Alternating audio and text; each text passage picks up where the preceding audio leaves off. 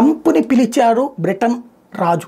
వాస్తవంగా బ్రిటన్కి సంబంధించి ఇప్పుడు కీలకమైనటువంటి అంశం ఏంటంటే బ్రిటన్ ఏం చెయ్యబోతోంది అన్నటువంటిది. బ్రిటన్కి ఇప్పటికే ప్రధానమంత్రి పిలిచాడు. మరొక వైపున బ్రిటన్ ప్రధానమంత్రి ఏమో అమెరికా అధ్యక్షుడితో పక్కన స్నేహం అంటూనే రెండో పక్కన ఉక్రెయిన్ విషయంలో ఉక్రెయిన్కి ఆయుధాలు ఇస్తాం, ఉక్రెయిన్కి సంబంధించినటువంటి సహకరిస్తాం లాంటి ప్రకటనలు చేస్తున్నాడు.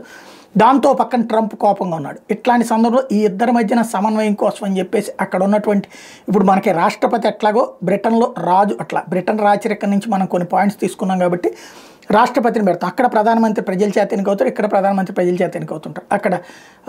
కాకపోతే కొంతవరకు చొరవ తీసుకునే అధికారం అక్కడ రాజుకుంటుంటుంది. అందులో భాగంగా బ్రిటన్ రాజు చార్లెస్ III వచ్చేటప్పటికి ఇప్పుడు ప్రత్యేకించి ట్రంప్ని ఆహ్వానించడంతో ట్రంప్ దాని మీద this is really special, this has never happen before, this is unprecedented అంటూ తాజాగా ట్రంప్ దీని మీద వ్యాఖ్యానించుకొచ్చారు.